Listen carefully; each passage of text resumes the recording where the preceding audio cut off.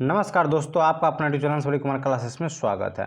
तो चलिए, हम इससे पहले वाले वीडियो में देखे थे जल के बारे में, जल संसाधन के बारे में। तो आज हम जानेंगे कि जल संकट, ये जल संकट क्या है, इसके बारे में हम जानेंगे। ठीक है, तो वीडियो पर लास्ट तक बनेगा। वीडियो आपको अच्छा लगे तो लाइक जरूर करेगा। तो यहाँ पे हेडिंग दे सकते हैं आप लोग कि जल संकट का टॉपिक है जल संकट।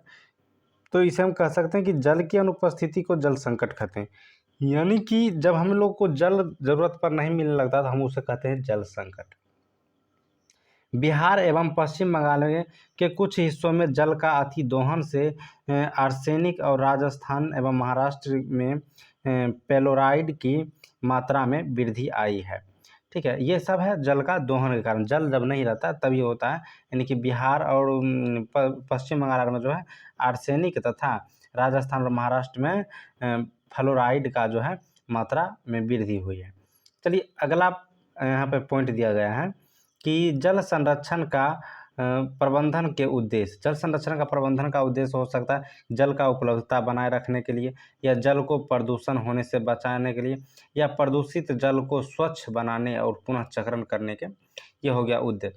ठीक है, अब हम आगे देखते हैं कि अगला पॉइंट है कि जल संभर प्रबंधन यानी वाटर सोड मैनेजमेंट। यानी कि जल प्रवाह या जल जमाव का उद्धान, कृषि विहीनीय जल कृषि इत्यादि में उपयोग जल संभर प्रबंधन कहलाता है। और क्वेश्चन पूछ दिया जाएगा कि जल संभर प्रबंधन क्या कहता है। तो कोई भी जो बारिश का जल हुआ या जो हम लोग जल का उपयोग कर रही हैं, उन जल को दोबारा प्रयोग करते हैं हम कृषि में या किसी भी अन्य काम में, इसे कहते हैं जल सांभर प्रबंधन।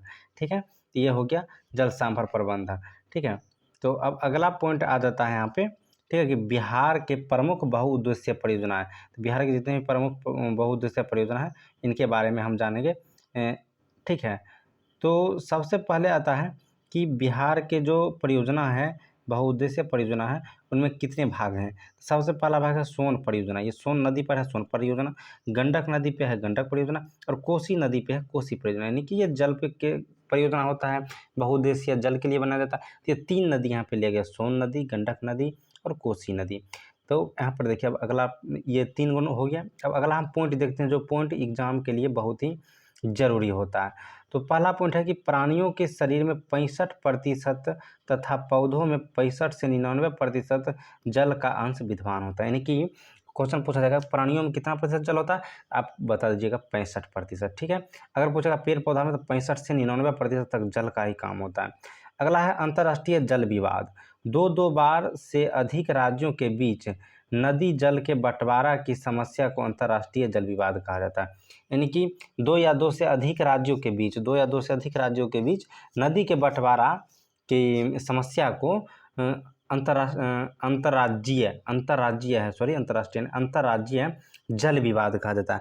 यानी कि 2 राज्य है और दोनों राज्य के 2 या 2 से अधिक राज्य है, उस राज्य में जो नदी के बंटवारा नहीं अच्छी तरीके से हो रहा है, बंटवारा में प्रॉब्लम जो हो रहा है, इसी प्रॉब्लम को अंतर्राज्यीय जल विवाद कहा जाता है। ठीक है, तो अगला यहाँ पर पॉइंट दिया गया है कि नर्मदा नदी एक सरदार सरोवर बांध के विरोध के लिए गठित गैर सरकारी संगठन नर्मदा बचाओ आंदोलन के नाम से जाना जाता है। अगला है अति सिंचन को जलाक्रांत की समस्या पैदा हो सकती है। यानी कि सिंचन अधिक करिएगा, पानी बर्बाद अधिक करिएगा तो जल के भी दुविधा हो जाएगा। तो वीडियो आप लोग को अच्छा लगा हो तो लाइक जरूर करिएगा, चैनल को सब्सक्राइब करिएगा। फिर मिलते हैं हम अगले वीडियो में।